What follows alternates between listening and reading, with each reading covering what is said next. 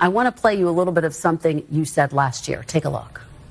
I talk to President Biden, regularly, sometimes several times in a week, or usually several times in a week.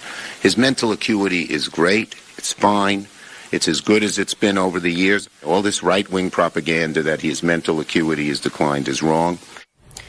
Leader Schumer, what do you say to Americans who feel as though you and other top Democrats misled them about President Biden's mental acuity? No. Look, we didn't. And let's look at President Biden. He's had an amazing record.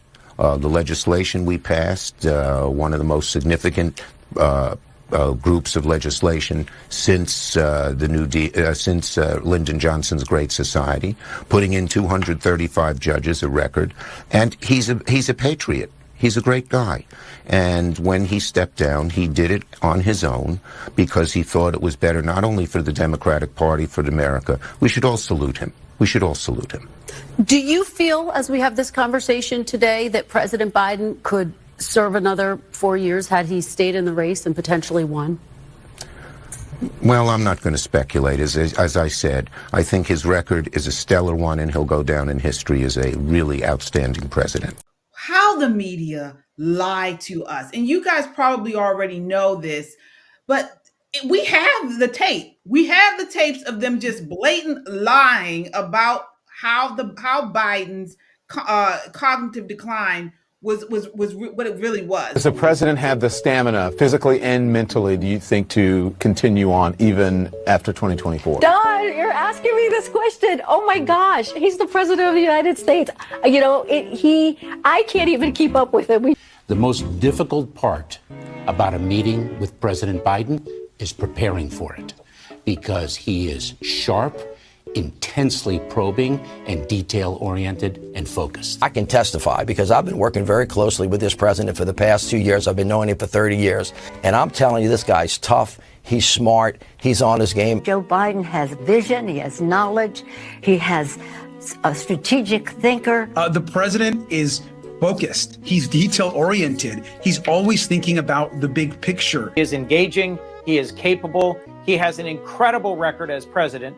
And I'm often with him on foreign trips. He's at the top of his game. So he has a vision. He has knowledge. He has judgment. He has a strategic thinking. I met with the president, 5 or 6 weeks ago, and he seemed fine to me. I have complete confidence in the president.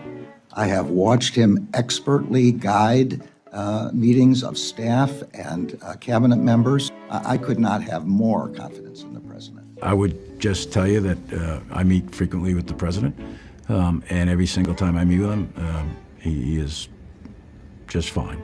But he is, again, knowledgeable, wise. Incredibly sharp, incredibly probing, incredible command of the details. He is sharp. He is on top of things. There is nothing to these challenges, these suggestions that somehow he's not sharp and he's not capable. We see Joe Biden up close. We know how attuned he is to the issue. And you're going to see how smart he is and the experience he has. I say his age is an asset. Aha! He's wise. Yes, he's wise. He has wisdom. He has experience. And his experience, because of his age and his wisdom, has been invaluable to this country. A lot of countries, people who've been in office a longer period of time are praised for their wisdom. I have seen a lot of 72-year-olds not as capable as this 80-year-old. It is hard for us to keep up with this president. Liars. Liars. He's sharp. He's focused, smart, tough, on his game, has vision, detail-oriented, engaging, at the top of his game. Liars. Liars. In the words of Marvin Gaye, what's going on? What's going on? What's going on? And then in the words of In Vogue, lies, using lies as alibis. That's what's going on. That's exactly what's going on. And let me tell you what else is going on. I'm going to answer Marvin Gaye's question. In October, just 2 months ago, in October, Fox News was the only cable channel that achieved 1 million viewers or more over CNN and MSNBC. That's what's going on. They are scrambling, trying to, I guess I'm going to say, find their footing again. They've lost millions, if you will, of hundreds of thousands, certainly, of viewers, which means cha-ching, they're losing money. They're losing some of their hosts because they can't afford to pay Rachel Maddow and these other hosts who have a show, maybe once a week, like double-digit $1 million a year for the crap that they spew out. That's what's going on. They are scrambling. They don't know whether to come or go, up, down, right, or left. And all of those people who were, promoting Joe Biden as smart and sharp and things like that, guess what? Whenever Joe Biden showed up, he put them to shame because it was the total opposite. Has it been that the left or the media has now had a revelation, or is it something else? It's not a revelation. Listen, they were complicit in selling that lie to the American people that Joe Biden was anything other than a demented old man. I think it was maybe his first year in office, and the Easter Bunny had to chase him back to the White House as the children were rolling the eggs. That was a gigantic red flag. The falling up the stairs, the 80-yard stare, the shuffling of the feet, these are all hallmarks of someone who's having cognitive issues. But rather than be honest with the American people, from a political standpoint, they could have spun this thing and made it something beautiful. Of course, removed him from power. But what they decided to do is say, you know what, this is our weekend at Bernie's. And we're going to get the American media to co-sign on this with us because the last thing we want is a Republican in office. And look what all their lying and cheating has earned them, right? The golden age of America, ushered in by a new Republican president, Republican Senate, a Republican-leaning Supreme Court, and a Republican House. What are you doing? Just in the last 2 weeks, 2 Democrat state legislators flipped to the GOP. These people have had enough of being lied to. And the media never thought in a million years that the American public would hold their feet to the fire. I mean, they have $30 million worth of salary that says, I'm good at my job. Well, what happens when your, cable channel loses all of its viewers? You go the way of Don Lemon. You're correcting people on how to pronounce ice cream flavors. You know what I mean? So there's a whole lot of trouble that's brewing for them. So they're trying to play nice. They're trying to act like they're going to be, quote unquote, unbiased. But we know who they are. They've been unveiled. And the reckoning is happening now. It really is. Yeah, absolutely. And I agree with all of you. I would just add, no, I agree. They're not having a revelation. But what I think it may be is they are about to go balls to the wall hard at Trump. And so they're, we know for the last 4 years or so, they were not at all confrontational or fact checking or anything with this previous administration.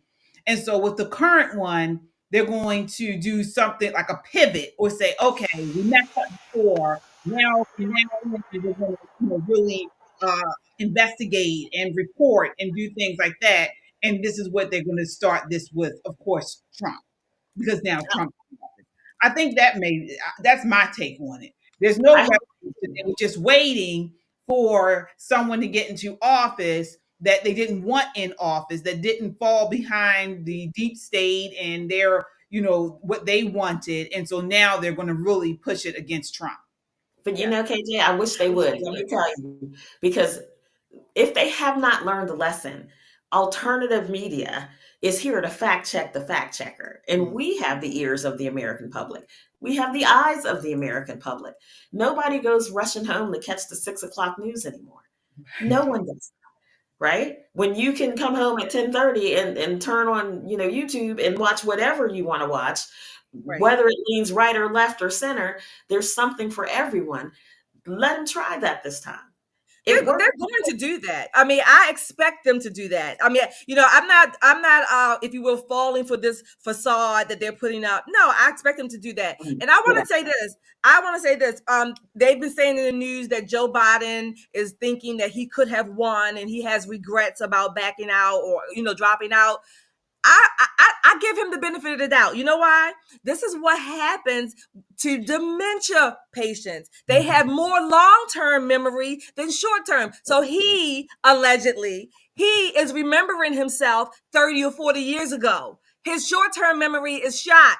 Allegedly. I'm not diagnosing him. I got to say that. But that's just my never to be humble opinion. You're right. You're right, Shel.